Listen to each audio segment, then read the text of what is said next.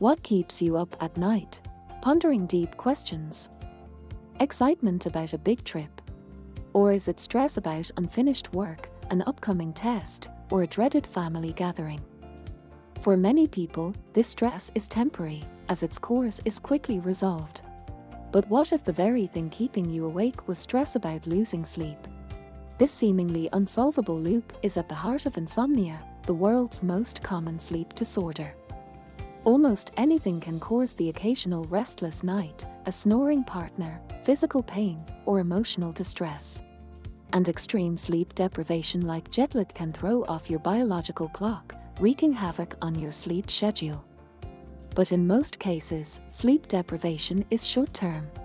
Eventually, exhaustion catches up with all of us.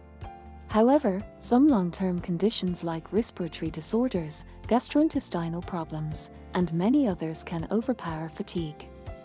And as sleepless nights pile up, the bedroom can start to carry associations of restless nights racked with anxiety. Come bedtime, insomniacs are stressed. So stressed their brains hijack the stress response system, flooding the body with fight, flight, or freeze chemicals. Cortisol and adrenocorticotropic hormones course through the bloodstream, increasing heart rate and blood pressure, and jolting the body into hyperarousal. In this condition, the brain is hunting for potential threats, making it impossible to ignore any slight discomfort or nighttime noise. And when insomniacs finally do fall asleep, the quality of their rest is compromised. Our brain's primary source of energy is cerebral glucose, and in healthy sleep, our metabolism slows to conserve this glucose for waking hours. But PET studies show the adrenaline that prevents sleep for insomniacs also speeds up their metabolisms. While they sleep, their bodies are working overtime, burning through the brain's supply of energy-giving glucose. This symptom of poor sleep leaves insomniacs waking in a state of exhaustion, confusion, and stress, which starts the process all over again. When these cycles of stress and restlessness last several months, they are diagnosed as chronic insomnia. And while insomnia rarely leads to death, its chemical mechanisms are similar to anxiety attacks found in those experiencing depression and anxiety. So suffering from any one of these conditions increases your risk of experiencing the other two. Fortunately, there are ways to break the cycle of sleeplessness.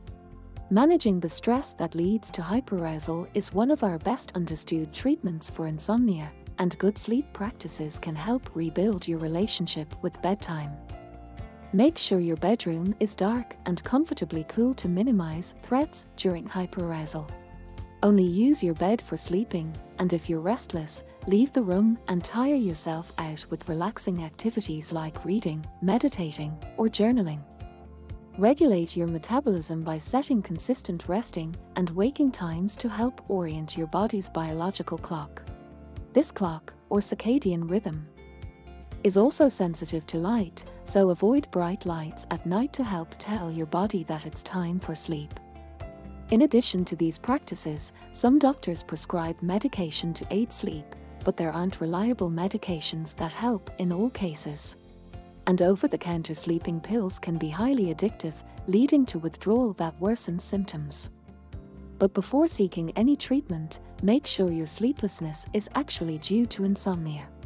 Approximately % of patients diagnosed with chronic insomnia are actually suffering from a less common genetic problem called delayed sleep phase disorder, or DSPD. People with DSPD have a circadian rhythm significantly longer than ours, putting their sleeping habits out of sync with traditional sleeping hours. So while they have difficulty falling asleep at a typical bedtime, it's not due to increased stress. And given the opportunity, they can sleep comfortably on their own delayed schedule.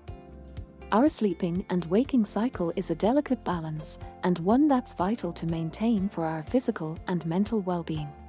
For all these reasons, it's worth putting in some time and effort to sustain a stable bedtime routine, but try not to lose any sleep over it.